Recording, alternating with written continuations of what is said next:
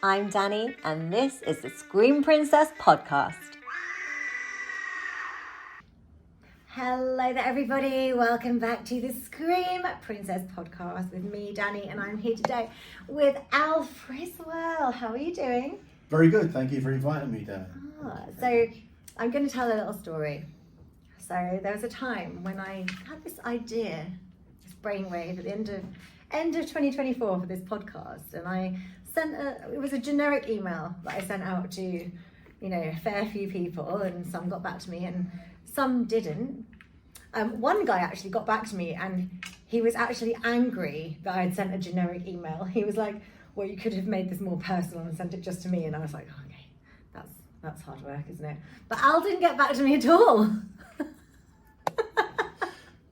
Well, I was trying to be original. Yeah. I was trying to be different. It was trying to be different, and we went out. What happened in January? It was Harryhausen in January, and I'd come down a day or so early because I thought, I can get in a little bit of sightseeing. Someone that lived in London for 16 years, but it wasn't sights. There was a couple of exhibitions I wanted to go to, so I came down early for those, and then Tony Marden, T-Mards, was like, come for dinner with the Cads of Horror, which we'll talk about. And Al was there, and I was like, Al, you didn't get back to me on this podcast. And then you felt terrible because you actually didn't get the message. So No, I didn't. No, I actually didn't. I looked back at the actual dates of messages that we sent to each other, and that simply wasn't the date, so it simply didn't happen. No. For some reason, the message simply didn't get through. That's my excuse, and I'm sticking to it. Yeah, but he's here now. So obviously, I twisted his arm during the course of this dinner, and here we are. So this is actually, I've been doing podcasts for a day here, and this is the first time I've had a glass of wine. Okay. And actually, I think this is the first time I've had any alcohol during any of my podcasts, which is odd, because whenever I go on somebody else's podcast, you can guarantee there's always a glass of Prosecco or wine in my hand. But I feel like for mine, when I'm hosting, I should be able to hold a show. Okay. Yeah. So, but I think you're all going to be my last one today, and then I know one of my friends is turning up, so we were like, all bets are off then. Okay. Fair enough. So Al, tell me about what it is you do. Do you have a job title? Because you actually do a few things. I suppose you could say I'm an artist. I guess I work in special effects. I do quite a few things. I mean, I'm kind of, my kind of work is fairly sort of eclectic in terms of creativity, I think. The stuff I grew up with as a kid, I grew up with King Kong and Ray Harryhausen's films and famous monsters of filmland and all sorts of things. Frank Frazetta paintings, comic books. I grew up with so many things that inspired my interest in different areas, different fields. And so my work now is principally in special effects, like stop motion, makeup effects, model making, sculpture. My great privilege, my great incredible thing, that I actually got to work for Ray Harryhausen in the last 3 years of his life as a restorer for his foundation, which I'm still doing now. So that kind of is my principal job. It's one of my main things. It's certainly a thing I'm proudest of. Certainly a thing that I think so much of. It's such a wonderful. That's incredible, saying that somebody who's grown up on that to then kind of end up really working with him and for him, is a dream. It's something that I'm still. I mean, I've said to many people, I can't get my head around it now because it's something I've never taken for granted. How could I? It's something. If you told me when I was 13 that I'd be doing this, it would have killed me because I was such a fan. I was so in love with these films, and my dream was somehow to be involved in his world, to do something that was similar to him. I never thought. I phoned him. I spoke to him on the phone when I was 11, and that's amazing. It was incredible. But I never thought I'd actually. The idea of working for him was something that was a dream. It was something that you had as an ambition, but I didn't think it would come true. I thought it was something. Did you phone him at 11 and say, hi, I'd like to work for you when I grow up? I wrote a letter to him. I read an article in a magazine about him, an interview, and I wrote a letter. Right. And I put my phone number, and my parents said, he gets hundreds of letters like this every week, possibly every day, and he's not going to get back because he's just too busy. And 2 weeks later, I got a phone call from his wife, who said, Ray loves your letter. I put some dinosaur drawings in there, and he said, we love your dinosaur. He loved your dinosaur. He was in America at the time. Right. He said, you want to phone him next week, he'll speak to you. He gave me the phone number. That is incredible. And you know what? These days, with social media, celebrities or, whoever you idolise, they're so accessible. Everybody has an Instagram, everybody has a Facebook or a Twitter, and, it's easy. I mean, they don't all run their own social media accounts, but you can basically get in touch with anybody now if you want to. But back then, even when I was growing up, it was fan clubs you could maybe write to, and you knew it wasn't them responding for the most part. But yeah, it was very difficult to actually get in touch with anyone. I suppose if you wrote to a studio or something, it would go through a receptionist or whoever opens the mail, and then maybe to someone else. So that's like a 1 in a million chance, really, for that to have gotten through. Well, how it happened with Ray was I read a magazine which had an interview with him, and it was the first thing I'd really read, that all his films were in there and what he'd done, and then I thought suddenly, who this guy is? And I wrote a letter Dad wrote a letter actually for me, to the editor of the magazine. And they wrote back to me within 3 days, unbelievable. That's so nice. And he said, well, we can't give you the address of Ray because we get interviews with people on the basis that we don't give away those kind of details. But if you write to Ray Care of the National Film Theatre, they will know where he lives and they will likely pass his letter to him. So we wrote this letter, and my dad helped me with it, and I put the phone number in, and we thought, we just put it out there to the National Film Theatre. And 2 weeks later, Ray's wife phoned me and said, Ray loves your letter, and he's in America, but here's our phone number, and you can phone back next week if you want to speak to him. That is and I was amazing. 11, and it nearly did. I couldn't believe it. Absolutely couldn't believe it. And then from that point, did you really think, this is what I want to do? Or did you kind of do all kinds of other things? And, it's difficult to really articulate this, but I knew what I wanted when I was 5. It was that early. I wish I did. I wish I had a clue. I'd have been an archaeologist at this point. I was 5 years. I was 5 years old, and the original King Kong was on TV one evening. And my mum said, "There's this really old black and white film coming on, but you might like it." And How did she know when you were 5? Like that's your thing. It's my 5-year-old who's going to like this kind of giant. Well, both because I was 5. She might have thought I might like monsters or dinosaurs or whatever. I don't have any interest. That's a scary film for a 5-year-old. Not to me, because I thought it was brilliant. I thought it was a scary film, but I just thought it was magical, and it kind of, I don't know, I just knew that was where I'm going. So what was it about that film you loved? Was it, because I'd say for a 5-year-old, it'd be like, I love the big monkey, or or did you like the monster aspect of it? Did you love it because it was a monkey? Because if I was 5, I'd be like, oh, it's a monkey, and I love the monkey, or not, it's an ape, but.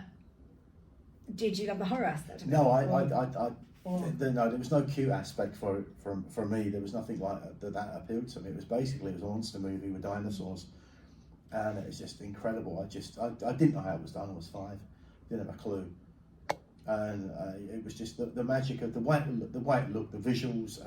I didn't know about any animation. I didn't know how it was done. I didn't have any idea how it was done, but it was just so dynamic. It was just an amazing. I'd never seen a film like that with that kind of imagery. Or no, because most 5-year-olds are watching like the Care Bears movie, or This is like, true. Of course, you've never seen a film like true. that. So it kind of it didn't exactly freak me out, but I thought this is amazing, and I started to build models. My parents were very good to me. They were very, very tolerant, very understanding, and supportive. And they started buying me plasticine, and I started building. Miniature trees and dinosaurs and all sorts, and I started making these things, and I just fell in love with it. It was just, I don't know where it comes from. Who knows? Are your parents into horror films, or? My mum loved horror movies. My mum was very interested. My dad was more into documentary, realistic things, but he would watch horror films. Right. He would watch those things. And when I got older and I got into this properly, my dad very much appreciated the technical aspects of how these films were made. But my mum was much in. My mum used to read the pan books of horror stories, and she used to read them to me as a kid. They kind of knew.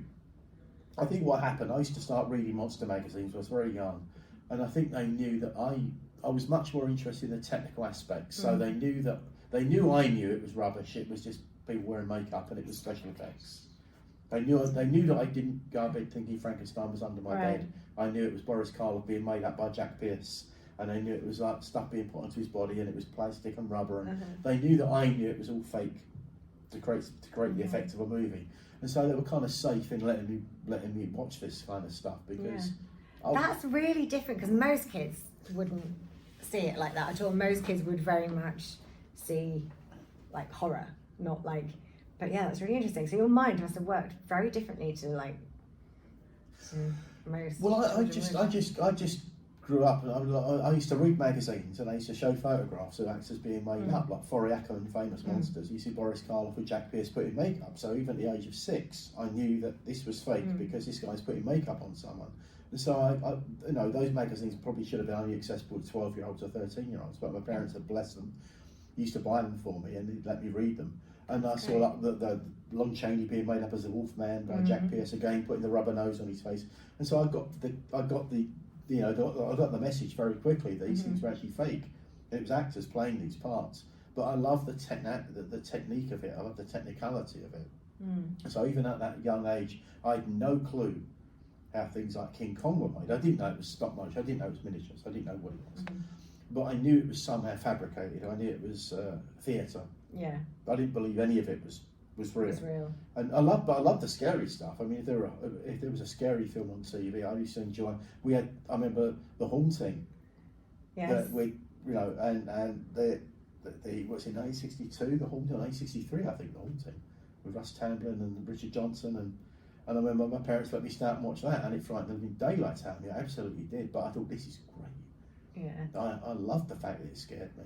Yeah. It did actually. It certainly didn't put me off. It was an attractive thing that these films could have, because I knew there was nothing really to it, and so any film that actually had that effect on me was a thing that I admired. I respected the film that actually scared me.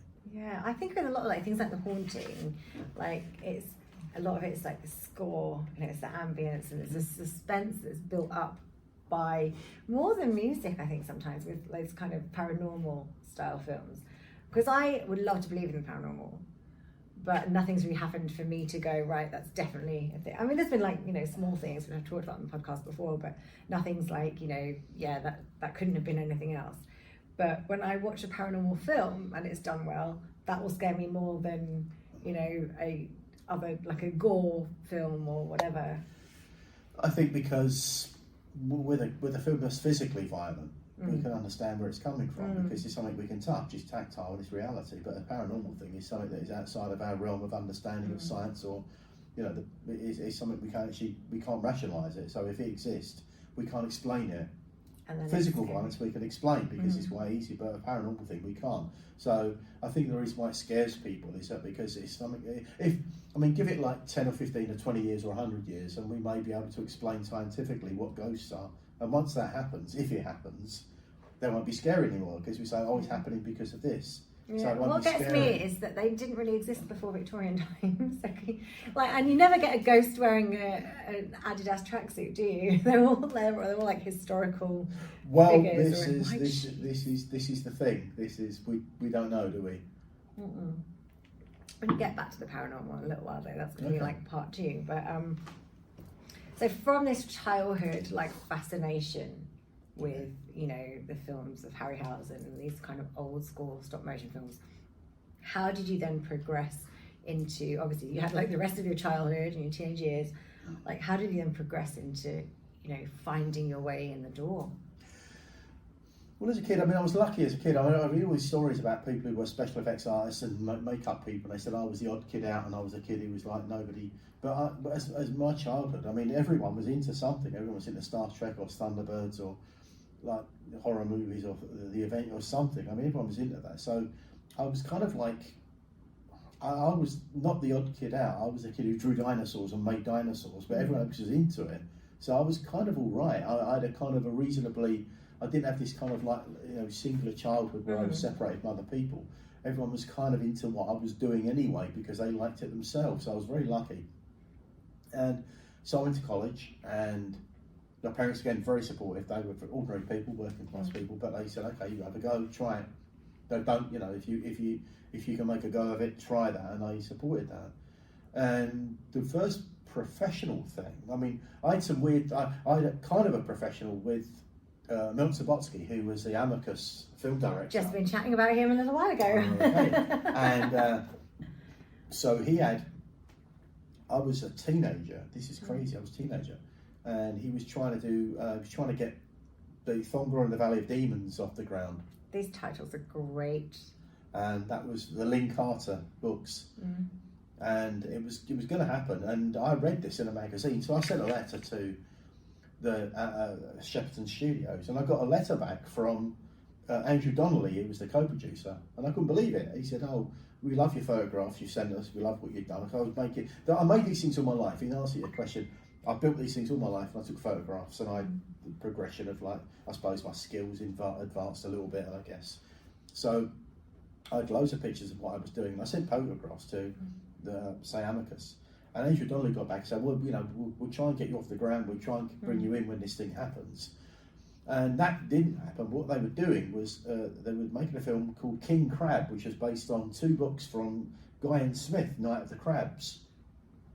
And I did some prelim work. My friend has a poster of that on his wall in his studio in Texas. Joshua Kennedy, I think I've mentioned to you before. Of course, yeah. And that is the only reason I've ever heard of that film, which made me smile when you said it.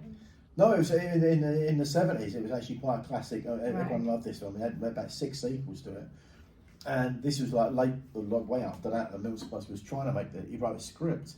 And so I did some prelim work, building model crabs and making bits and pieces, and I was a kid at the time, really. So that was my first kind of inroad into the professional side of it. And I did some other bits and pieces, and I kept the faith, so to speak. I just didn't give up. And again, when I was young, a friend of mine who was an art teacher, he was much older than me, and I was at college at the time. He said, "Steven Spielberg's coming over to London to make a cartoon animation film." And he said, "You should try. They're looking for people. They're looking for artists." I said, "Well, my thing is model making, stop motion." Right. And he said, "You draw stuff all the time. You draw these white crazy images." I said, "Well, kind of all sorts of stuff." He said, "Why don't you get in touch?" So I phoned. I got an interview with Steve Hickner. I love how you're just like, so I just phoned them. I just like, how do you get people's numbers? How do you just phone people? Where do these phone numbers come from? They had a number. I phoned the number and I got in touch with Steve Hickner, who's a producer. And he said, "Well, come down and have a chat with us." So I went down with a big portfolio of drawings and whatever. And he liked drawings, he liked the backgrounds, he liked things I'd drawn. Put me in touch with the background designer, who was actually a brilliant man. Like classical Disney trained, he's a fantastic artist. And I got a job on American Tail 2, Fireball Goes West. Is that the one with Somewhere Out There? No, that's there's a sequel to that. They sing it in that as well, but the sequel is they go into. Is it There's No Cats in America? Probably. I don't know if it's in that tune. That could be the wrong tune. But it's got a tumbleweed that goes roll. But the streets are made of cheese. I think it might be, but it's a sequel to that anyway. But so I did that for a year, and I loved it because it was my kind of inroad into the film industry. It was cartoon animation, which I'd never really done before, but because I understood stop motion, I understood cartoon animation. I got out at work, so I did a test, and they said that was really great, and I was a kid again. But I got a job doing that for a year. And is this where you're like drawing? And I think I feel like I've seen a TV show where they showed you that you draw and then you have like a light box thing and then you like slightly move everything. Was that what you were doing? Back in the day, it was 24 frames per second, and every single frame is a separate drawing. Yeah. So I've got a character with his arm going like this. You draw that hand, and you on a separate sheet you draw that hand, and your separate sheet you draw. So you've got like 35 frames of paper. You have a light box with a light underneath and a camera above looking down. Yeah. And you have pegs that actually register the paper with holes in the paper. So you punch it in and you put that hand and go, take a frame, take that piece of paper away, put the second piece of paper, put it in, punch it in the registration pegs, take a frame, take it away. And that's how you used to animate. That's amazing. Yeah. But before that was the stop motion. So stop motion was first. I mean, that was the kind of only way you would... And I mean, you'd have to create the models, and then I suppose you just move them, and then that kind of didn't disappear. But it became much more rare when animation took over. Well, stop motion came after because that was I got the job on American Tail. I also worked on a TV series called Little Ghosts for Television in Dean Street in London, and so my background in cartoon animation got me quite a lot of jobs working for different companies. But it was always stop motion. I always wanted to do race stuff. No, but I mean, like animation kind of took over in the mainstream from stop motion. It kind of went the other way. It did. It did. It kind of went like that way. Yeah, sure. But and then CG come along, of course. Yeah. The CGI come along, so that was. Which I don't feel like. I feel like I kind of and I don't know if it's because of my age and when that happened, but like I loved like the old Disney. We've got people doing photo shoots. That's like, if you can hear external noises, that's fine. If like I love the Disney princess movies up until a certain point, and I don't know if it's my age that changed that. And then like the Pixar stuff started coming in, and then I was just I'm out. I zoned out of it. I checked out. It's not the same for me. Well, it's not. It did when it changed with Jurassic Park and the different. I mean, things. don't get me wrong. I love Jurassic Park. Sorry. I love Jurassic Park. Well, it did change. It changed a lot, and it's kind of not say a shame, but there was a difference in the technique and a difference in the disciplines because back in the day there was so much real dependence upon the human aspect of this to actually make those frames work correctly. And I'm not disparaging people who, because I've got friends who work in it. I've done it myself. I've worked in it myself with CG stuff, but it's kind of like it's foolproof in some respects because you can't get it wrong anymore. Because there's a computer. You can't make mistakes though, because you can go back in and go back in and go back in, and you can mess around and you can polish it endlessly just to get it correct. So, whereas back in the day, if you got it wrong, you'd have to redraw all those frames, or if it was a model, you'd have to scrap the film entirely and start from scratch. And so those guys working back then, like Disney guys and Ray, they were really on a tightrope because if you got it wrong, there was no retrieving it. You couldn't rescue it. You couldn't go back and sweeten anything up. You had to just scrap what you'd done and go back. And so there was this real kind of pressure there was time and money, deadlines, schedules. There was a real pressure to get it right the first time, or at least the second or third time. And if you didn't, then there'd be a problem. But now that doesn't exist. So you could, I mean, I don't disrespect the guys who are doing it creatively because they're geniuses and they're brilliant people. I know quite a lot of them. But there is nevertheless this situation where you can't really make that mistake anymore. You can go, we can do this, we can draw this out, we can do this. And so you could say on some level, is that a better thing? Well, I suppose it's easier for people.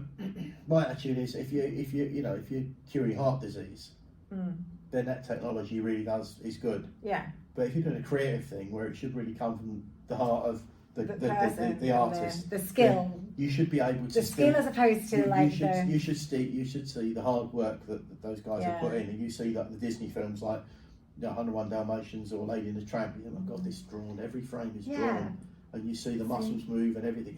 It's people drawing this every single frame, and I saw that myself when I was doing it. I'm not comparing myself to those guys because they were the top people in the world.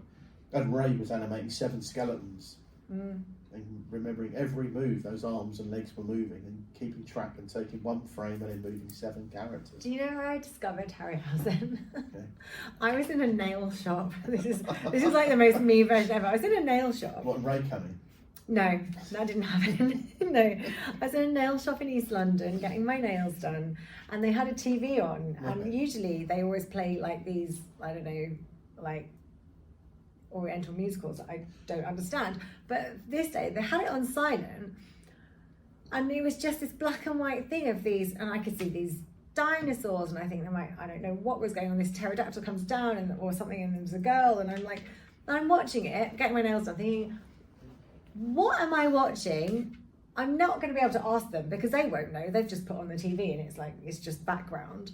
And then I went home and I just Googled black and white movie with pterodactyl grabbing girl or something, and it actually came up with Valley of, is it Guanji?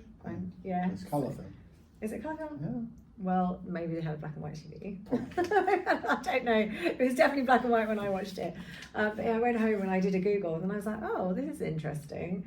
And then I'm like, I actually love this stuff because I love that it comes from a time where that was the technology. And okay, so it doesn't look like, it's not like a Jurassic Park, like it doesn't look like necessarily such a realistic dinosaur, but I believed it. Like I could watch it and be like, if I was in the time it was made and I was watching that, oh, it was incredible.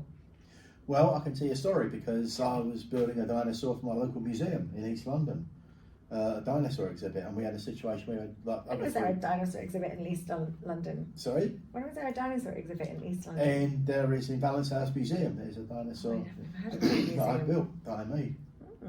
And we had kids come in over 3 days, or 8-year-olds, and they come in and to see what I was doing, and I was building plasticine dinosaurs for them on request, and they were taking them and painting them and taking photographs and emailing them to us so we could see what they'd done. And we had dinosaur films we were showing on the screen, just while we were talking about it, and we had Jurassic Park and various other things. And we had Valley of Guanji, and there's a sequence where Guanji fights with a Styracosaurus, which is like a Triceratops with horns. And I know most Stegosauruses. Triceratops. You know Styracosaurus?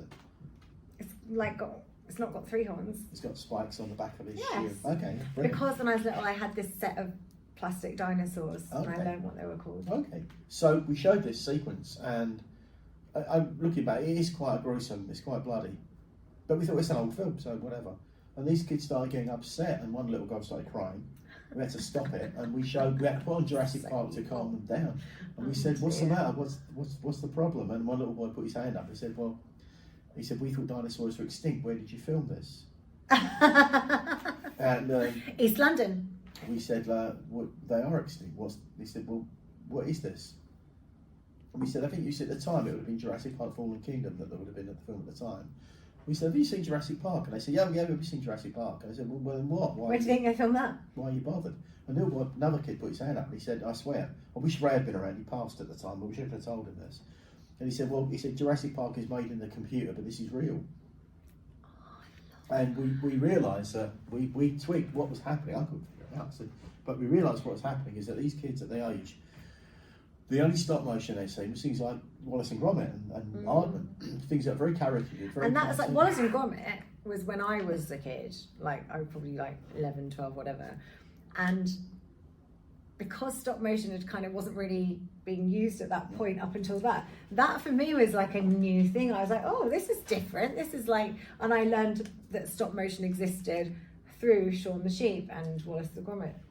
Well, as I say, these kids had seen that, but the only thing we could figure out was that Mark Watson, the museum curator, is that these kids had never seen stop motion used in a realistic format, like with anatomical, realistic muscles and skin textures and looking like real animals, and also attacking each other violently, and had actors in there, live action people and live action backgrounds that are combined with this.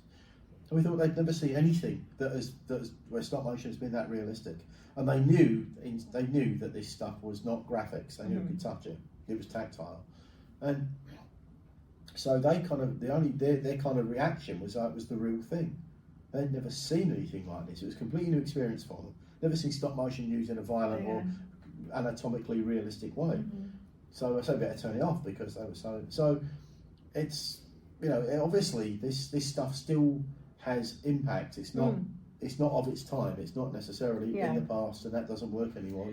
Not from the experience I had anyway. Yeah, I suppose. Yeah, like if you're showing some kids that literally have never seen anything like that in their life because they wouldn't have done. It's new to them. So I can see why they're saying. Well, okay, I had an experience. I'm not going to name it. It's not embarrassing. But come on, do we know him? No, absolutely not. I wouldn't. I thought it was somebody we might know. No, I wouldn't name him. Anyway. I was going to be all for it, like name and shame. But no. But it's not. But I've got a mate who's actually he's a computer programmer. He's a very technically knowledgeable chap, and this is just before Christmas. And I was down the pub and I showed him some clips from the original King Kong, and there's a scene where Kong comes out of the theatre where he's chained up and he breaks out into the street. And my mate said, "Oh, that's a guy in a suit because he's walking too upright." And I said, "No, he's this tall, he's stop motion." He said, "No, it's a bloke in a suit because he's walking too upright." I said, "No, this is the guy. This is the stop motion model." So a friend of mine who is extremely knowledgeable, extremely a mature adult man, who's watching a film from 1933, thought that shot of Kong was actually a man and he was completely fooled by the stop motion. He just didn't see it as stop motion. So I don't necessarily think that because time moves on. Well, I think a man I don't care what man it is, unless it's the Andy Serkis who could probably do anything physically. Anybody else cannot move like a giant gorilla. Any man wearing a suit is not, unless you're Andy Serkis, because he probably could. No one's going to be able to move that way. Well, I've got a friend who's a computer programmer who's very, very knowledgeable. And he thinks that they can. And a bunch of 8-year-olds who would argue, say, well, maybe they don't know what they're looking at. So I think that it's, maybe the media, I wonder this over the years, the media are kind of selling us this kind of like not saying a lie, but they're saying, oh, this new technology's come along and you can't believe in the old stuff anymore, and that's gone, that's in the past. I think it just has such a charm to it. I think watching a film like a Harryhausen movie or anything from the era has got more of a charm. Like, don't get me wrong, I loved Jurassic Park. That was when I was a kid, and then the Jurassic Worlds. For me, I'm like, well, hang on, I'm going to say this, but then I'm probably going to diffuse my own quote. Like, any Jurassic Park movie is better than no Jurassic. And this is what I also said with Indiana Jones when the fourth one. And everyone slated. I was like, but any Indiana Jones is better than no Indiana Jones, which I'm still sticking with, because I can watch it now and I'm like, oh, it's okay. Like, it's better than none. Like, I'm glad we have it. As like, you know, because everyone wondered back in the day. This is going back a few years. Everybody wondered why, with the enormous skills that Industrial Light and Magic and the skill like Phil Tippett. You know, I'm talking. You know these guys. Phil Tippett, who created the walking machines and Empire Strikes Back, and you know those things. These guys were incredibly talented. Why on earth there was no Indiana Jones film with dinosaurs? It absolutely should have happened. Welcome back to the Screen Princess podcast. Why, if you have a character, if you have a hero and a storyline and a sense of time and place, it would have better fitted dinosaurs. Is it better than Indiana Jones? He absolutely should have had. Somebody said he should have been like fighting off a Tyrannosaurus with his whip. You know, like, that's true, because I feel like the first ones, like, yes, it's like, it's obscure, but it was kind of set in a time. But then with the latest one, they kind of go back in time. So then it's like, you could have gone to dinosaurs. No, I mean, there should have been like... Or originally, Indiana Jones and the Dinosaurs of Doom. Well, a Lost World. There should have been some Lost World. Indiana Jones and the Lost World. There should have been at least giant snakes, because he's fear of snakes. Do you know, if anybody now makes Indiana Jones in the Lost World, they heard it here first and we can sue them. Well, we should, but they should have actually had a giant cobra or something, or a giant boa constrictor, because of his fear of snakes. Would that not have been a perfect? I saw that Harrison Ford was actually he's actually okay with snakes, I think. Oh, I'm sure. And the spiders, like, I would not be okay with the spiders in that scene. But yeah, he was knocking them off the guy's back. I'd be like, ship me out of here. Also, giant spiders. I mean, there's. Oh God. Those things like giant animals and like creepy animals and things, giant gorillas and things and giant baboons. Why didn't they? All those, absolutely, because they had the effects guys to handle. People don't necessarily love Temple of Doom, which I still do. Oh, I love Temple of Doom. Yeah, I do, but that could have replaced that for the masses that don't. Well, Temple of Doom, because it's like India and cobras. That actually could have had a giant spin in the temple, the Kali temple. Absolutely had a giant cobra. I mean, it's absolutely fitted into that the underground thing with the volcanic, the lava and stuff. But a giant cobra and a giant, like in the temple setting that they sacrifice people to. I literally last week was like, because it's really cold at the moment. So when we should, because this is probably, I don't know when these were all going out, because obviously they go out weekly, but it's February as we're shooting this, and it's very cold in the northeast. So I had like a little day the other day, and I was like, I'm just gonna put my pajamas on, and I'm gonna have an Indiana Jones marathon. So I've literally just rewatched them all. It's great, love it. No, I don't dislike any of them in that respect. I mean, I like the first three, I guess. The last one, I've not actually seen the last one. Have you seen it? Mm. Well, there's a bridge that they shoot on. I can't think what it's called. It's actually a viaduct. Couldn't tell you the name of the viaduct, but it's in the Scottish borders. And I was living there very briefly while I was waiting to like move house, and I was kind of staying with my boyfriend at the time. And we went on a really lovely hike, probably around this time last year actually, around the Scottish borders and under the viaduct, and there was like pictures where Harrison Ford was standing, and then there's me going like in the same spot as you do. I actually worked out with Harrison Ford's weights. Did you? And then Steve Spielberg's weights as well, yeah. I actually worked out with those ones, yeah, because when I was working on American Tail, for some inexplicable reason, I don't know why, Spielberg only came over to visit once to London, only once. But in the storeroom we had all the art materials, for some reason there were these blue barbells. Yeah. They brought over, and I said, why is this? They said Spielberg owns these now. But they were the weights that Harrison Ford worked out with for Temple of Doom. Oh, wow. So I used to go in there and I used to, I've got to do this. The weights. So I never would have thought American Tail was made in London. American Tail, well, no, the first one, Don Bluth, was actually made in Los Angeles, but the second one that's what I would have thought. The second one was made in Acton in London. Right. Yeah, in a furniture warehouse. In a furniture warehouse. Because they started filming in Pinewood, and it was very expensive. And they got the idea that they hired like a shop front in a street, and they found this furniture warehouse that had 3 floors with a very large area full of furniture. Yeah, I mean, you just need a building, don't you? It's You a don't building. need And of course, no one knew we were there. We got robbed once. People broke in once. Well, it was the cleaners who knew people, and they came in. Luckily, no one, very few of us left any valuables there, but and no one wanted to steal any drawings. We didn't know exactly how valuable they might be. Yeah, can you imagine? Didn't have the intelligence to understand that the artwork was quite valuable. But we had 3 floors, and there was us. There was the animation. There was us and the layout people and the animation that we plotted in, and then the paint and trace people who just before digital was just coming in. But there were still all these young women who were. They said young women actually. This is interesting. Young women actually far better at actually rotoscoping, like actually drawing precise lines. Right. They've just got this somehow hand to eye. Do you know, I'll tell you what it is. Go on. We practice with our eyeliner. Oh. That's what it is. It takes years to get a good flick, and once you can do that, That was what it was. We go down to the painted trace, and there's 200 young girls down there, all drawing these precise lines and then painting them in, like absolute precision. I mean, I struggle to draw a stick man. I've perfected eyeliner, but stick men I can't do. Well, you never know. No, I've never been an artist. It's never been a thing that I can do. Is it not? No. There might be a hidden talent. It might be something you It's can do. well hidden. Well, you don't know. I actually went to fashion school, and we had to do art and drawing. Right. It's part of it. And fashion design, like once you've got a template, you can use like the layout pads, and you know, I can visualize the clothes I wanted to make, but getting it down on paper was not really my talent. And I've tried various things, and every now and again I'll have a go, but I'm more like abstract than well, some people, you know. yeah. It's like animation. I mean, animation is a very, very difficult thing. Many people, as kids, they want to get into it because they love race stuff and Disney and whatever, and then they suddenly realise what it involves. They suddenly realise how complicated it is, and That's they say, hard "Oh, I can't work." do this." Yeah. And it is, excuse me, it's very tedious. It's very complicated, and it's very technically demanding. And you remember? I don't know if you remember the Fast Show. Remember the TV series, The Fast Show? I've heard of it. And they did a wonderful. Was it Paul Whitehouse? Yes, and So Charlie I knew Hickson. that, but I've never seen And it. Charlie Hickson, they did a wonderful send-up of Wallace and Gromit. Right. And it was Charlie Hickson, it was supposed to be Nick Park. And he was animating a Wallace and Gromit type character, and Paul Whitehouse was the guy interviewing him. Right. And Charlie Hickson was going, well, you move it just a tiny amount, and you move it just a tiny amount, and Paul Whitehouse said, anyone fancy a pint?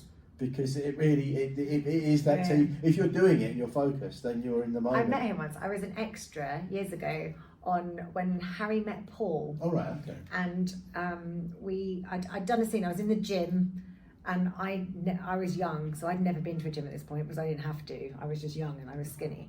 And there was this step machine, and Harry Enfield was like, I was just standing on it looking confused, I think. He had to show me how to use the machine. And then we were in the lunch queue. Paul Whitehouse, really nice guy. He was like, oh, here's a tip, order this, this and this because they're like the best things, but because we've been eating the same thing all week. And I'm like, okay, thanks. Anyway, that's off topic. No, that's the best. Apparently I've heard they are nice people, yeah. I think people who are, perhaps saying on that, people who are genuinely good at what they do tend to be nice people. Mm-hmm. It's the ones who are not, It's the lack of, I think what it is, it's like people... The ones who not have egos and the ones who are good. People who get somewhere, it's generally because they have a talent and that's why they've got there. I think what it is the lack of the need to prove themselves. Yeah. But also they actually had something, whereas the ones who don't, they concoct it in their head that they do, and then they act like they are be all and end all, and you're like, well... Ray was very much like that. I mean, Ray being who he was, he could have been very arrogant up himself, but he was kind of, considering what he'd achieved, but he was very much the opposite of that. He was very, mild-mannered, he was grateful that people liked what he did. He knew what he'd done. He wasn't insecure about the quality of his work because he knew what he'd done, but he was incredibly modest. Well, it's quite a trailblazer, wasn't he? Like, it's like, when you think of stop motion, he's the only name really comes to mind. Well, Willis O'Brien was first made the original King Kong, and you could really say, well, without O'Brien, right, true. so much would not have happened. I mean, this is really true. Ray might have gone into some other creative career. He might have been a paleontologist or an artist or an architect or something. But it's very unlikely, probably not, that he would have gone into stop motion animation or special effects. So was that his inspiration? Was that who he... Ray saw King Kong when he was 13, in 1933. Right. And he came out of that, he couldn't believe what he'd seen. And that was... And you're kind of like... We all know this. We all know this because I had this great... I mean, one of the greatest things, this is, you know, one of the greatest things I was able to do ever was because I got to know Ray for 3 years before he passed away. And he became a friend, and it was like something I look back and I can't believe this, because he told me when I was like 13 or 14 that happened. I could not have believed it. So I had this wonderful opportunity. It was so great to be able to say to Ray to his face that the work I'm doing, the restoration stuff, is the greatest professional thing I'll ever do, ever. And it is the truth. It is absolutely the truth. It is, nothing's going to come close to that. Whatever I'm done or whatever I'm going to do, is not that. That's the best. And Ray said he felt the same when he was working for Willis O'Brien, because he felt that was the best thing he was ever going to do in his life. And so it is this thing, it is this magical thing that if you meet people you care about, and you meet people who do things that are inspirational to you and create that positivity in your life, that, you know, how wonderful it is to be able to tell them that. Yeah. And it really is wonderful. And so, I mean, really, you know, it's like there's an act of friendship in this, I think. I think that, I mean, I knew Ray, I mean, that was fantastic, but I think that millions of people around the world who, I mean, people I know who've never met Ray, they always call him Ray. Don't call him Ray Harryhausen or Harryhausen, they call him Ray, because they see him as being a friend. Yeah. I never met him. So I think an act of friendship, an abstract kind of way of putting it, but if you do something to inspire people's imagination or sense of wonder or positivity in life, I don't think it's necessary for you to physically meet them for that to happen. You know, I think that you can create that impression in someone and make their life different. Yeah. And you don't have to physically meet them. So I'm sure there's millions and millions of people who've gone into, you know, their lives have been perhaps made better by people like Ray or Jim Henson or Jerry Anderson or Walt Disney, or people who have, you know, their lives have been improved by people they've never met.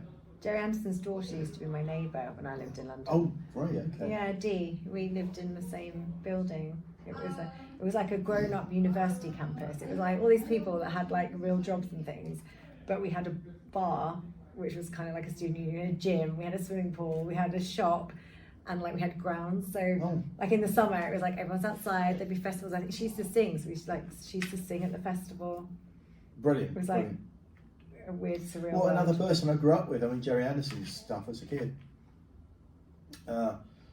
No, Thunderbirds. I was too young to see Thunderbirds when it was first. It was before my time, Yeah. but I saw it like on re-releases, on reissues later on. I remember my dad loving it.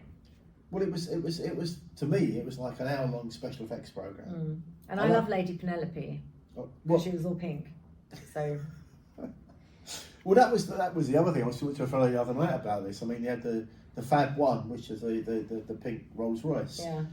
And this was ostensibly a children's program. But I remember very clearly, like Lady Penelope and they're shooting someone off the road, and the car exploded, and they died. Quite harsh for a kids program. And you know. But Animals of Farthing Wood is a harsh. Can you remember that? Like, that's like hardcore. Or Watership Down. They actually, or Bambi. Watership Down was kids like, programs Watership back Down then were terrifying. Well, this was the difference back in the day, because you know we've become so kind of like, I don't know, weakened. But children's programs, so if it was very young kids like Rainbow or Play School or something, but I remember like the things I saw as a kid. Well, harsh. Well, they were family audiences. You know, things that really were sometimes. I mean, Disney films, people died. Things died in Disney films. Well, yeah, even like The Lion King when Mufasa dies, that's horrific.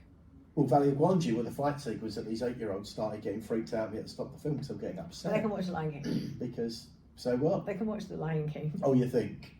Can they? Well, I don't know, because... but I mean, but like, you know, things like 101 Dalmatians, and the whole point of that is that Cruella wants to actually turn these puppies into a fur coat. Yeah, I've threatened my kittens a few times when they climb the curtains. And, you know, things of that sort. And I remember, like, Lady and the Tramp, where the dog fights a rat at the end. There's this giant rat that's threatening the baby, and it kills the rat, it kills it. And think this is a kids' film, but this like real life stuff is happening. But this is why people hate rats when they haven't done anything wrong. You know what I mean? It's like a rat's just being a rat. When's a rat ever tried to kill a child? Never. Well, this is the point. This is obviously a theatricalised version of that, but obviously rats are only the animals that are being made. Rats realistically are being made into what they are because of human. Yeah, like it's the I'm human like, innovation. save the rats. No, well, fair enough. But rats in the wild, any animal in the wild, there's no problem with any animal in the wild. It's invariably human Because beings. humans have who create- bred too yeah. much and taken over their habitats. Well, it's like human beings who say pigs are like dirty animals, and of course in the wild they're not. No. It's only when you put them into a pen and you lock them up and they're forced to that's do where they whatever live. they do. So what else can they do? So Exactly. If And they you don't don't- roll in mud because it's sunblock. It's clever. Because they have pink skin and they burn. I worked on a kids' farm and we used to have to muddy the pigs, which is one of my favourite jobs. You literally get in the mud and all the water, get mud and then rub it on the pigs to stop them burning. the only animals really that I don't have a problem with, but is chimpanzees because of their intelligence and. Okay, I didn't know where that was going. I was like, why has this ever come up in your life? Because chimpanzees are incredibly aggressive, dangerous animals. Yeah, I don't want to be in a room with a wild chimpanzee, but in its place and me in my place, it's fine. But with aggression, human aggression, we actually get it from chimps, don't we? Because we've evolved from chimps. It's not the other way around. I mean, chimps were like that before we were, and we've developed. No, chimps are animals. That's great, but they've got enough intelligence to actually be malevolent and to be. Yeah. Their intelligence is the problem. It's not they're just not pure animals anymore. Chimps are actually human, like they're basic human beings. They're primitive men. They're primitive people. Yeah. And that's where they're. So are a lot of men. And well, that's where we get it from. Yeah. Oh no question about that. Yeah. No question. Oh no, absolutely. Yeah. So then, like, how did you then actually end up working with Ray? Or Well, it was 2009, and Ray had a website. He didn't put much on himself. It was kind of like people, his staff, whatever, who put stuff on. He put Christmas stuff and holidays, and he put bits and pieces on there. But so Ray would have been 89 at the time, and this was just before Christmas 2009. And this post come on. I was looking at it one afternoon. I just looked at it now and again. It was pure luck. I looked at it yesterday, and Ray had this website. Ray had the website post, and he said that. Well, he didn't. Somebody else did. So that in 2010, they wanted to start a program of restoration because there were different galleries asking for Ray's models to be exhibited, and like Carly, Talos, Guanji in particular, and they wanted these things to put into shows. And the problem was that these models were falling apart. They just could not be moved. You couldn't pack them in a box because bits would fall off, and you couldn't certainly put them into a show because they just come apart. And so then on the site said, we're looking to initiate a program of restoration in 2010. They weren't asking for anybody, they didn't say we're looking for anybody, it's just said they're going to do it. So I thought they had someone to, but it's at these moments when you have to try. And so I sent an email. I thought, what can I lose? I was that little boy many years ago at the age of 11 that wrote to you and you liked my drawings. Now here I am again. Did it go like Pretty that? much. So I sent an email. I said, I know how to do this because I've done it all my life. I built these things in the film studios. In fact, let's just take a pause and get back to this because we've only got about 10 minutes left. And I'm gonna, whilst we have this conversation, I know you've got this talent because we did this recently. I've just toddled off in this outfit, which is actually my Video Shop Tells a Terror dress for the premiere later. And I'm pretty sure they gave it to you for nothing for that. Yeah, no, I just went shopping. Like I just ran through a mall dressed like this, and if you see the rest of it, I'm like basically. If you had to pay for that, it's a crime. Well, it was 75p from Poundland, and in Poundland, things don't even cost £1 anymore. They cost like £3, but this was only 75p. So this is like an empty, completely unopened packet of blue tack, and show me your hands. There's nothing. So I know that whilst we have like the next 10 minutes of chatter. If I hand this, do you just want one? I bought two in case you need two. Give me a piece of it, so I'll take it. You can have the whole thing. I'm going to hand this to Al, and I don't know, like, what do you think we should make today? It'll take more than 10 minutes. Well, actually, I'll screw it. It's going to take a while. Okay, it's okay. Okay, I'll make it happen. Hang on, I feel like when we were out having curry, 10 minutes later, I was through my starter, and you make it like warm and, you know, mouldable. Malleable, is that what the word is? Malleable? I don't think I've ever said that word in this sentence before. So, this is a kind of trick that Al will do. Behind his back, he'll make It's not I can ask the viewers what you'd like him to make, but what were you thinking today? Last time you made me the little frilled dinosaur, because there's a Dilophosaurus or something. Dilophosaurus. It's my favourite one from Jurassic Park, the original Jurassic Park. And you made me one of those, and I took it home in, you know, the sauce pots you get in a restaurant when they send you takeaway. And I've actually still got it. It's in my bedroom, wrapped in tissue, in the pot. Okay. I don't think you can't like fire blue tack, can you? In the No. So it's going to live in a pot forever, I think. And then one day I should have brought some Fimo when I could have fired it and kept it forever. But what? Yeah, actually surprised me today. Like, let's just continue this chat. Tell me about how you ended up working for Ray, and you can surprise me with this. You can look if you want. You don't have to do it behind your back. It's up to you. No, I didn't. Okay. So got it. Okay. So carry on from where you left off. So I sent an email, and I just said I can do this. I know how to do this. And I thought that they would get back and say, well, thank you, but, you know, we've got someone to do it. We've got it covered. And they didn't. They said, well, you know, Ray knows who you are. He'd heard of me. I couldn't believe that. Did you love that? Yes, I did. Yes. Oh, God, yeah. So they said, do you want to come down to the BAFTA building in early January to talk about... I said, yes, I do. And yes. So I went down with some models and some drawings, and Ray had seen this stuff. I'm not sure how. Obviously my stuff was online, so somehow he'd accessed this. Somehow he'd been able to see this stuff. It just shows how like your career progressed by this point I where they knew what you were doing. I guess. So I spoke to one of Ray's people, and he said, like, Ray's very interested, and we can't find, this is what he said, we can't find anyone in England to do this, to repair the models. They don't know, this is what he said. He said that they don't know how to do it. I said, you said you know how to do this. Like, do you mean that? I said, well, yeah. I said, I've got this new material, like a polymer acrylic that I developed for my own models to restore them, to build. They said, right, well, come down and have a chat. And it went on for a couple of months. It wasn't immediate. And Ray was nearly 90 at the time when I went to speak to him. I went to his house. I had a chat for a couple of hours. For 5 minutes. I went in through the door and I thought, my God, he's sitting. I thought, this is Ray Harryhausen. And just for a minute, I was a bit freaked. I thought, no, calm yourself, because, you know, this is serious. And so he was great. His wife was there. She was wonderful. They're really, really friendly people. And so I spent the next couple of hours chatting about different things, and we spoke about different subjects, a bit like this, because he didn't, you know, it wasn't just on model making or. I had a load of models, a huge bag of models I took down. He went through the different things, some quite gruesome stuff, and it was quite amusing. And we ended up, which is one of the great things, ended up talking about Lauren Hardy, because Ray's a huge Lauren Hardy fan, or was a lot, you know, and so that we had that thing in common, and we talked about the dialogue from Lauren Hardy films and all sorts of things, and we were sitting there drinking coffee and eating chocolate biscuits, which we did all through those 3 years of knowing him. What type of biscuits? Like they were chocolate digestives? They were German. They were German. They were like a very thin. Okay. Very thin with like chocolate, really nice. Were they really thin with chocolate on one side? Yes. Yeah, I know the ones. They were really nice chocolate biscuits. And so we'd end up invariably talking about Lauren Hardy, very modest about his own films. You'd have to draw him out to talk about his own. If I was repairing a model based on one of his films, then I could actually get him out to talk about it. But generally, he'd rather talk about King Kong or, you know, the old Frankenstein films, James Whale movies, Old Dark House and stuff. So anyway, so for about 3 hours we had a chat, and he gave me a model. It was from Valley of Guanxi. A little boy called Lopi, who's about 3 inches tall. The model was carried away by a pterodactyl, and I think his attitude was, if you ruin this, it's not too much of a problem. So he gave me that. So I took it away and I repaired it and I brought it back. He said, okay, we like that. He said, we'll give you something a bit more complicated.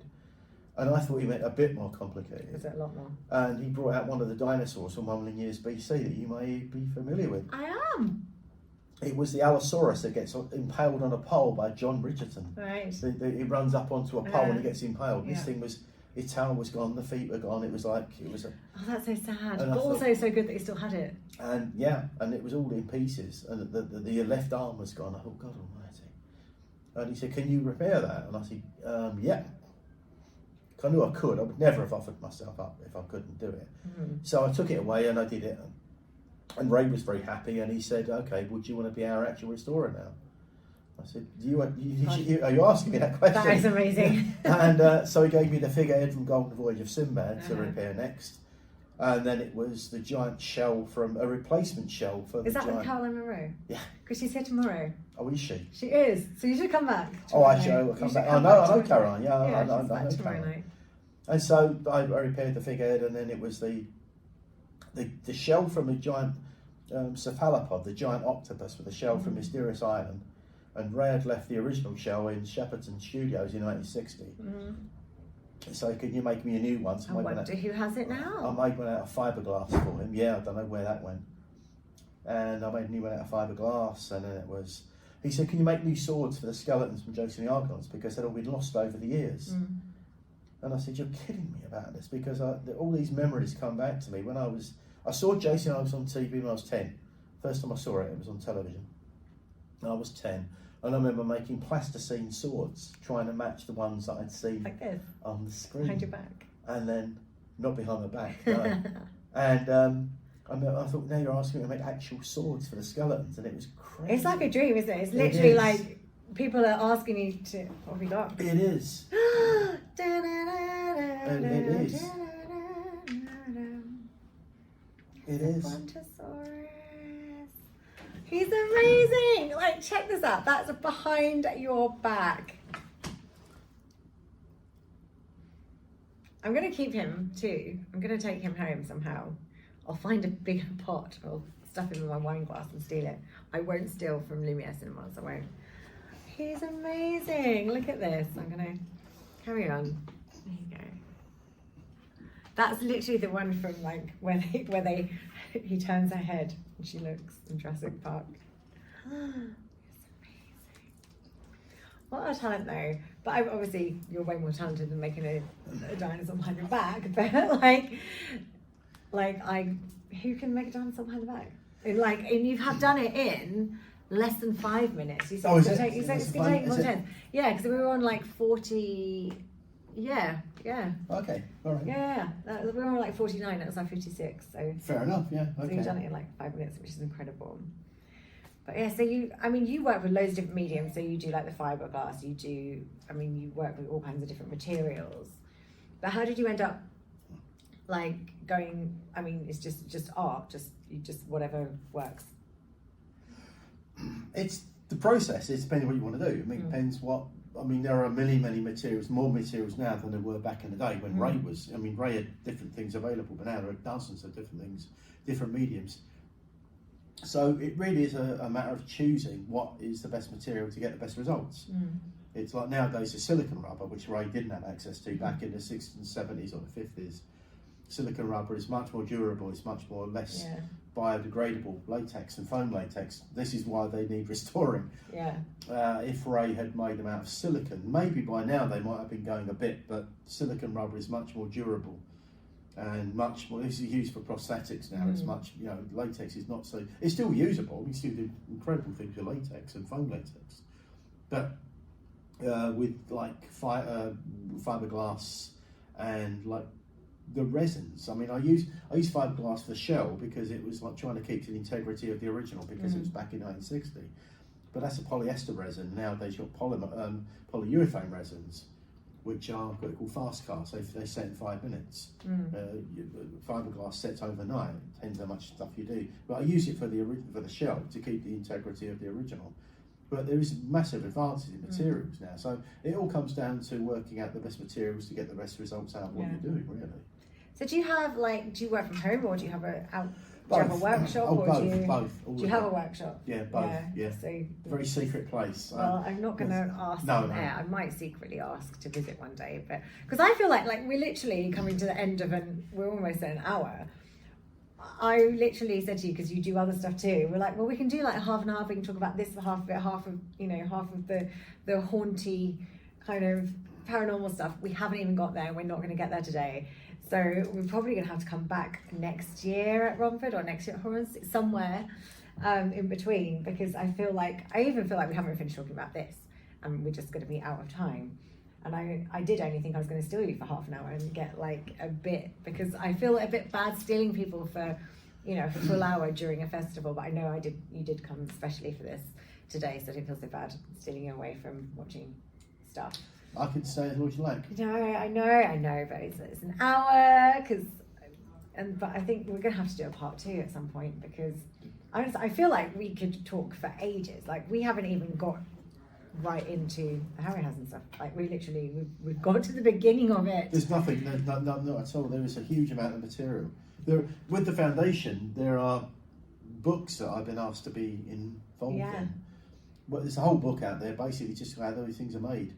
Because what's happened very briefly with the restoration work. I mean, I'm not going to rush it. We can go over time. It's fine. But, well, you take it as you like. We're good. But the way Ray's models are built is very different from the way that it's always been believed. It's completely different. I knew when I was a kid, I used to read interviews with Ray talking about how his models were made. He used to drop little hints about the different things. I thought that sounds different from the way that these other things are happening. But it wasn't until I actually got into the models and started taking some of them apart. Ray said, I said, what if these things are so badly damaged? And he said, well, just cut into them. He said, just do what you need to do. He said, were you like, no, I cannot do that? No, I said, like, what do you want? How far into this do you want? He said, well, can you make them look like they're actually brand new models? I said, well, I can, but it might take some. I said, what do I do if it's. He said, well, cut into them, take bits apart, put them back in and do whatever. So Ray giving me that instruction was give me the freedom to do that. And what I discovered was the way they're constructed physically is very, very different from the way that many people have thought they were made over the years. Yeah. Most people thought that what you do is like with Ray's models, you build a sculpture, make a mould, and you build an armature, which is a steel ball and socket joint skeleton that enables the animation because it's stiff and you can move it and stays where and then they put that inside the mould, or Ray put it inside the mould, and you fill it with liquid latex, foam latex, put it in the oven, you bake it, and it cures the rubber, turns it a solid rubber. Right. So you get that out, take the mould apart. So now you've got a foam latex copy of your original sculpture with a thin texture and everything. But inside is the armature encased, so now you could animate it. And of course, everybody thought that. But what was really happening is that Ray used what they call a build-up technique, where you take the armature and actually build it up with foam latex and cotton wool muscles, build them up one by one like a taxidermist. Jesus. Construct that thing so it was really densely packed, and then put it inside the mould, and only fill up that much foam latex around the outside. So it's harder work. Yeah. Like, that was more work went into that. Have you ever done any taxidermy? Oh yeah. You have? God, yes. I'm is that how you start? Yeah. Do you go, right, I'm going to, because that's, I guess, a way of learning to, and then... Oh, I've stuffed many things over the years. Yes. Because I'm like, obviously vegan and, animal rightsy, but, like, I think if it's roadkill, fine. Obviously don't go shooting things. I've worked for a taxidermy company that I didn't actually do any animal parts for that. What I did, they asked me to. They had a section of a department where they had things they could hide out to film companies, like props, like the mummified hands and dead people and. What, real ones? Oh no, only what I built. Oh, well, it's not taxidermy then, is it? That's. Oh no, I'm saying I didn't do anything for taxi. Okay. I thought you were like, how many Oh no, not for those people. No, but I have actually. When I was younger, I got into it because I thought it was an interesting thing. It was a necessary. I do think it's fascinating. I don't have an issue with it as long as it's not been shot for purpose. Like if it's no animals were harmed in the course of my taxidermy. I've actually seen some really good stuff, which is like where they've done like scenes of like a mice in a circus, and it's like I think so. I don't think I would have it in my house, but I think actually. Well, I think that part of the. Fiji mermaids, if you're familiar with Fiji mermaids. Yes, I know the little taxidermy mermaids. Were they like half fish, half monkey or something? They were half fish and half monkey, and they used other stuff in there. They used like wood and they used cotton wool and all sorts of things. But basically, back in the day, it wasn't as we're not as animal friendly as we are now. No, and I can understand that people didn't know stuff. I can say that when Ray's collection, all the stuff I'd restored went to Oklahoma back in 2017. There was a huge problem with getting the stuff through customs because they were a lot of these animals had fur and feathers. Yeah. And they said, well, are these endangered species? And Ray would never have done that. Ray back in the day. This is a very endangered species of dinosaur. Ray would never have done that back in the day. But of course he did use animal fur because yeah, but everyone did. And he said he went to, there was a taxidermy company like in London near Tower Bridge, and he said it always depressed him going in there because he said you go in there and you see all this stuff, and he thought, are there any animal species ever alive in the world anymore? Because there were so many of these things. But so Ray used to do Ray was actually very animal. He was a very passionate man. He had lots of pets. He had lots of cats and dogs, and he had a cat called Sinbad. And I love that. Does Caroline know that? Caroline, I'm sure she knows that because he had a cat called Sinbad, and he used to film the eyes for Sinbad in the Eye of the Tiger, the saber-toothed tiger. He photographed his cat's eyes to get the impression of the eyes. So, which, do you know what? That in itself is a job of work. But trying to keep a cat still to take a picture of it is like, I'm like trying to get a nice shot, and she's that way, and the boy one's got his foot in my face, and you're never getting it right. Well, yeah, this is, and I say I could appreciate it because I used to film my cat running around the garden and try and get. What's your cat called? Oh, my cat was called Mickey. Mickey. Yeah, and Ray used to go to Ray went to the London Zoo to photograph the tigers to get those the muscles and things working so he can actually animate those. But back in the day, it wasn't. There were so many regarding fur and feathers.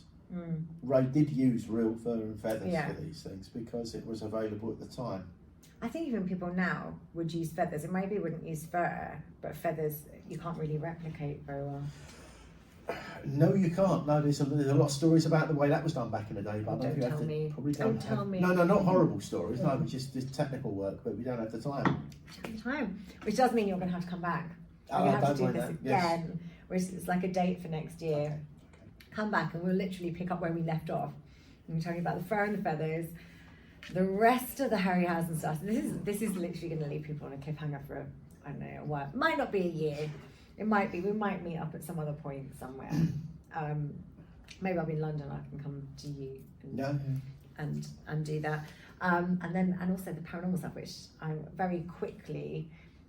You write for the 40 in time sometimes and have done, and you're into all kinds of paranormal stuff. So that's like completely different. But we can go there too. Sure. Yeah. So thank you so much for coming on. I'm going to buy you I was going to say buy you wine. I'm the one drinking wine. I'm going to buy you what are you doing? Whatever that is. It's gluten-free and vegan-friendly. There you go. See? So well done. So you didn't know that, did you? I don't tell other people what to eat and drink, but let's go and get some drinks. Thank you so much for this. My pleasure, absolutely. Thank you for inviting me.